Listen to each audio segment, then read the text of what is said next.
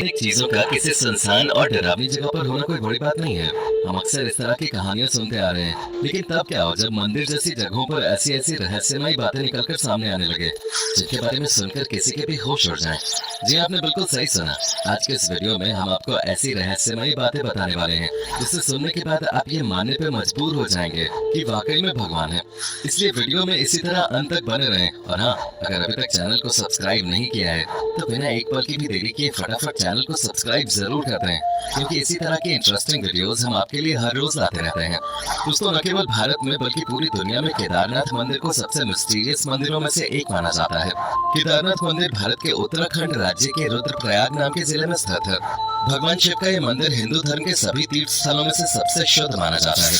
और इस मंदिर के बारे में एक बहुत ही प्रचलित मान्यता ये है कि जो कोई भी जाकर इस मंदिर में पूजा कर पाता है वो बहुत ही खुशकिस्मत होता है, क्योंकि मान्यताओं के अनुसार इस मंदिर तक पहुंच पाना हर किसी की किस्मत में नहीं होता है। और इन सबसे ज्यादा रोचक बात तो ये है कि केदारनाथ मंदिर को कब, किसने और क्यों बनवाया, इसके बारे में कोई भी नहीं जानता। हालांकि वो अलग बात है कि धर्म और शास्त्रों में ये लिखा गया है कि केदारनाथ मंदिर को पांडवों ने बनवाया था, परंतु अभी तक इस बात का कोई सबूत नहीं मिला है कि इस मंदिर को वाकई में पांडवों ने बनवाया था या फिर इसके पीछे कोई और ही रहस्य छुपा हुआ है। और इस मंदिर का रहस्य यहीं पर खत्म नहीं होता, क्योंकि जब आप केदारनाथ मंदिर की बनावट को देखेंगे तो आपका सिर चकराने लग जाएगा। केदारनाथ मंदिर में जो पत्थर लगे हुए हैं वो इतने सटीक और इंटरलॉकिंग तरीके से लगे हैं कि देखकर ही ऐसा लगता है मानो किसी मॉडर्न इंजीनियर ने इसे तैयार किया हो। पर ऐसा होना तो संभव नहीं है, क्योंकि ये मंदिर आज से हजारों साल पुराना है। और जिस किसी भी वक्त ये मंदिर बना होगा उस वक्त आज के समय में इस्तेमाल की जाने वाली मॉडर्न टेक्नोलॉजी का नामो निशान तक नहीं था। ऐसे में बिना किसी वर्तमान टेक्नोलॉजी के इस मंदिर को ऐसा बनाना अपने आप में किसी चमत्कार से कम नहीं है, क्योंकि कोई भी तूफान आए या फिर कितना ही बड़ा बवंडर क्यों ना आ जाए, इस मंदिर को कुछ भी नहीं हो सकता। अभी तो 16 जून 2013 को इतनी बड़ी सुनामी और तूफान में पूरा उत्तराखंड पानी में बह गया।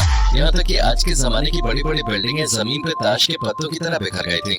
कितनी सारी बिल्डिंगें पानी के साथ पूरी तरह से तबाह हो गयी, लेकिन केदारनाथ मंदिर को आज तक नहीं आई।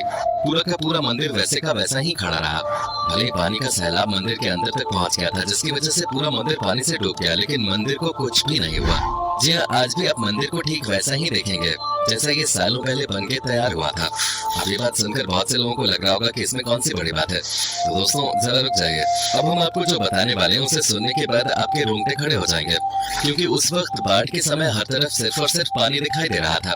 अभी उस बारिश में जब बहुत सारा पानी हो गया था, पीछे से एक बहुत बड़ा पत्थर पहाड़ से निकल कर आया और केदारनाथ मंदिर के जस्ट पीछे रुककर उसने पानी की धारा को दो भागों में कर दिया। यानी कि पानी की तेज धार जो डायरेक्ट मंदिर को तबाह करने के लिए आगे बढ़ रही थी, उसे इस विशालकाय पत्थर ने बहुत ही चमत्कारिक तरीके से दो भागों में बांट दिया, जिसकी वजह से मंदिर पूरी तरह सुरक्षित हो गया। ऐसे में सबसे बड़ा सवाल यह आता है कि जब लेटेस्ट टेक्नोलॉजी और मजबूत पत्थरों का इस्तेमाल करके बनी बड़ी बड़ी बिल्डिंग्स पानी के बहाव को नहीं झेल सकी और टूटकर बिखर गई, तो भला केदारनाथ मंदिर क्यों नहीं डूब सकता था। अब आप इसे कुछ भी कहें, लेकिन जब सारी बिल्डिंग्स टूटकर बिखर रही थी तो एक विशालकाय पत्थर ने मंदिर को सुरक्षित रखने का काम किया। इस घटना के बाद लोगों को यह एहसास हुआ कि सच में जिस केदारनाथ मंदिर की पूजा करने के लिए लोग मीलों की दूरी तय करके आते हैं, वो वाकई में कितना रहस्यमयी और चमत्कारिक है। और शायद यही कारण है कि केदारनाथ मंदिर को भारत के सबसे पवित्र और रहस्यमय मंदिर के तौर पर जाना जाता है। अब जो लोग केदारनाथ के दर्शन करने के लिए गए होंगे उन्हें ये तो पता होगा कि वहाँ पर एक कुंड है जिसका नाम रेतस कुंड है। तो क्या आप ये बात जानते हैं कि जब कोई यहाँ पर ओम का जाप करने लगता है तो उस कुंड में से बुलबुले निकलने लगते हैं। अब जाहिर सी बात है ये कोई नॉर्मल चीज तो है नहीं, इसलिए बहुत से अलग अलग एक्सपर्ट्स और रिसर्चर्स ने यहाँ आकर इस बात को जानने की कोशिश की कि आखिर ऐसा क्यों होता है। और इतनी सारी खोजबीन करने के बावजूद उन्हें इसका कोई भी वैज्ञानिक तर्क नहीं मिला। और अभी भी बहुत से वैज्ञानिक ये बात सोचने में लगे हुए हैं कि आखिर ओम का जाप करने पे ही इस कुंड से बुलबुले क्यों निकलते हैं। अगर आपको इस बात का जवाब पता हो तो हमें और हमारे दर्शकों को कमेंट में बताना मत भूलिएगा। अब दोस्तों, ये बात तो आप भली भांति जानते हैं कि केदारनाथ एक ऐसा धाम है जो 6 महीने खुला रहता है और 6 महीने बंद रहता है। पर दिमाग को हिला देने वाली बात तो तब पता चलती है जब 6 महीना ये मंदिर बंद रहता है तो यहाँ सबसे ज्यादा अजीब घटना घटती है, जिसे वहाँ के लोग महसूस भी कर सकते हैं। असल में केदारनाथ मंदिर के आसपास रहने वाले लोगों का ये कहना है कि जब 6 महीने इस मंदिर का द्वार बंद हो जाता है तो किसी को भी इस मंदिर के अंदर प्रवेश नहीं करने दिया जाता है, फिर चाहे वो कितना भी बड़ा वीआईपी ही क्यों ना हो। एक बार अगर मंदिर का कपाट बंद हो गया तो वो सीधा 6 महीने बाद ही खुलता है और पूरे 6 महीने मंदिर में किसी भी प्रकार की कोई साफ सफाई नहीं होती है। यहाँ तक कि मंदिर के अंदर जो दीपक जलाने का काम होता है वो भी कोई पंडित जाकर नहीं करता, यानी कि मंदिर के अंदर का पूरा प्रवेश बंद कर दिया जाता है और सिवाय उस मंदिर के अंदर भगवान भोले के और कोई नहीं होता, क्योंकि एक बार जब मंदिर बंद होता है तो वो सीधा 6 महीने बाद ही दर्शन के लिए खुलता है। पर जब मंदिर का कपाट 6 महीने बाद खुलता है तो लोग ये देखते हैं कि उसके अंदर का दीपक लगातार जल रहा है।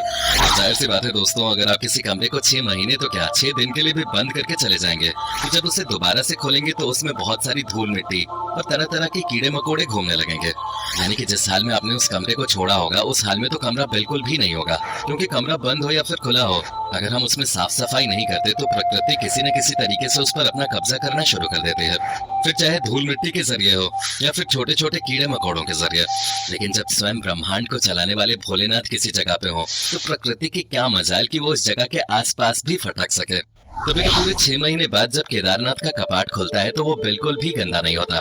जिस स्थिति में पंडित कपाट को बंद करते हैं उसी स्थिति में कपाट को खोलने पर अंदर का मंदिर बिल्कुल उसी स्थिति में मिलता है। अब चलिए ये बात तो फिर भी हजम हो जाती है कि कपाट बंद करने के 6 महीने बाद जब मंदिर को खोला जाता है तो उसमें सब कुछ बिल्कुल वैसा ही होता है, लेकिन 6 महीने तक लगातार बिना किसी की सहायता के दीपक का जलना सच में एक बहुत बड़ा चमत्कार है।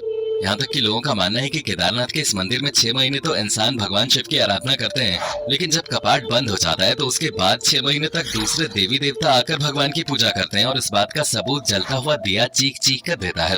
वरना क्या आपने कभी सुना है कि किसी मंदिर में 6 महीने तक एक दिया जल ही रहा है और वो बुझने का नाम ही नहीं ले रहा? इस तरह का चमत्कार सिर्फ और सिर्फ केदारनाथ में ही हो सकता है। इसलिए कहा जाता है कि केदारनाथ मंदिर में भगवान की असीम शक्तियां मौजूद हैं। यही वजह है कि लोग केदारनाथ मंदिर को इतना ज्यादा पवित्र और रहस्यमयी मानते हैं। लोगों के मन में केदारनाथ के लिए जो आस्था और विश्वास है वो वाकई में अद्भुत है, क्योंकि ये मंदिर खुद बहुत अद्भुत है, जिसकी तुलना हम किसी भी दूसरे मंदिर से नहीं